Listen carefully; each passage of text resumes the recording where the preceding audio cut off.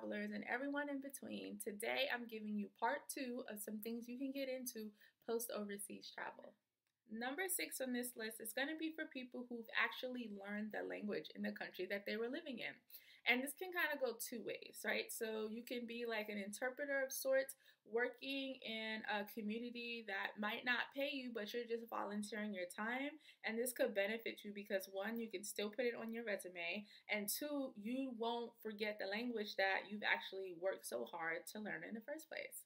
The other way you can take this is that you could work in an international company and actually be paid for your services. And you actually would be surprised how many companies would hire people just because they speak the language that they need and they function as an interpreter. So that could be something that you do.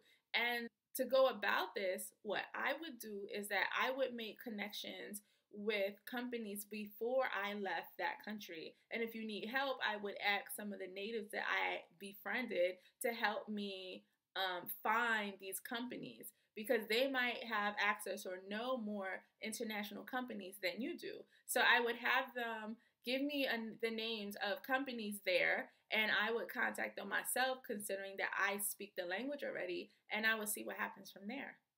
Number 7, work in a hostel or a bed and breakfast. Now, I've heard tons of stories of people volunteering their time in exchange for a room to stay in. And there are lots of places in Central and South America and all over Europe where you can do these types of things. And this is perfect for the person who finished their teaching contract, but they don't quite want to start teaching yet, but they still want to keep exploring and they don't want to be back home. This is the perfect thing for you to get into. This job is also perfect for you to pair up with something else. You can pair this job up easily with online teaching. Now, I'm not too sure if these hostels pay you money. If they do, it probably won't be that much, considering that they're already giving you a place to stay. And if it's the case that you aren't getting that much money, you could teach online to kind of make up for what you aren't making by volunteering your time with them. Number 8, work for the Peace Corps. Now, the Peace Corps has been around for a while, and if you aren't familiar with the Peace Corps, it's pretty much just a volunteer program, right? So it's kind of like what you would be doing if you, say, work in like a hostel in Costa Rica, except with the Peace Corps, it's actually through the government. So you do get some benefits, more benefits with working with them than you would if you did something like work for a hostel in Colombia or wherever.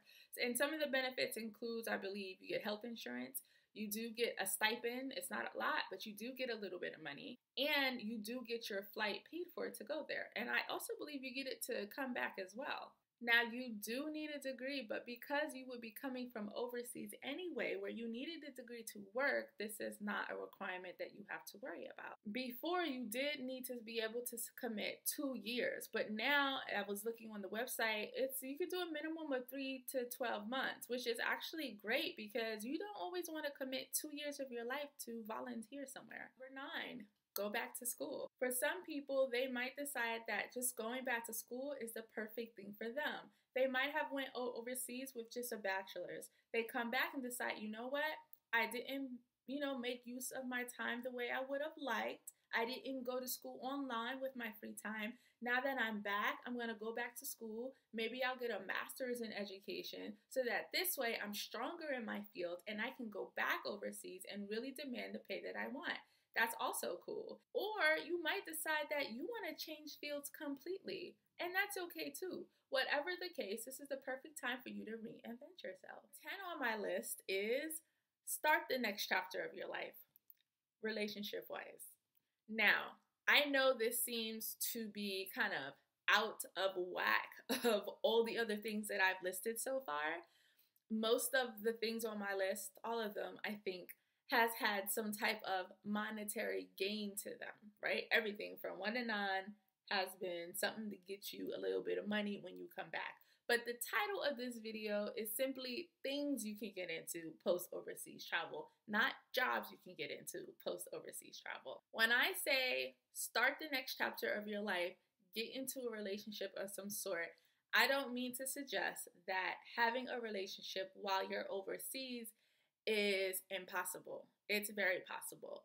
But the thing is, things get tricky when it comes to the time where people are wrapping up their contracts. And the reason for that is because it's very rare that two people will end their contracts at the same exact time. People are coming and going at different times, different months of the year. So you might have somebody that leaves in March, you might have somebody that leaves in August or October. It's all over the place. And if this is the case for two people that met overseas in Korea, for example, when it's time for them to come back, they're coming back at two different times. So what that means is that either one person, let's say somebody's contract is ending in March and the next person's contract is ending in August, that means the March person is either lingering around for the August person to be finished so they can go back to the country together, if in fact they do come from the same country, or that March person is going back to their home country and they're going to wait for the other person to finish, if in fact they are coming back to that same country. Now, once you guys have both ended your contracts and you're back in the same country, considering that that's where you guys are both from, you have to decide what you're going to do next and be on the same page. Now, if you think about the list that I've given you so far and just the different options you have, that means that if one person decides that they want to go to school, the next person has to make sure that they're okay with being in the same state as the next person while they continue their education, for example. Or you might have a case where one person decides that they want to work in the Peace Corps for 2 years, but the next person only wants to do 3 months. And again, it is very possible to be in a situation where things are working out, but it isn't always the case. And if this is the case for you, then you're going to have to either do a lot of compromising, or you're going to have to take this time to focus on yourself and how to get the mate that you really want. I mean, let's be honest. Dating nowadays is not how it used to be in our parents' day and age. If you want a relationship, especially coming back from overseas, you're going to have to really make sure that you work on that almost as if it's a full-time job, because one is not going to fall in your lap. So that might mean you putting yourself in situations where you're going to get approached, putting yourselves in an environment that suits you as a single woman. Now, if you're a Black woman, then that's a whole nother step that you need to be worried about, because then you need to make sure that you're in an environment where people are going to be attracted to you. And I point that out because, especially as someone who likes to travel, if you are going to be dating, you need to make sure that the countries that you're going to, if you want to start dating, are going to be attracted to who you are. And it's sad, but who you are in some situations and in some people's mind is first determined upon what your skin looks like. So these are all factors that you need to take in when it comes to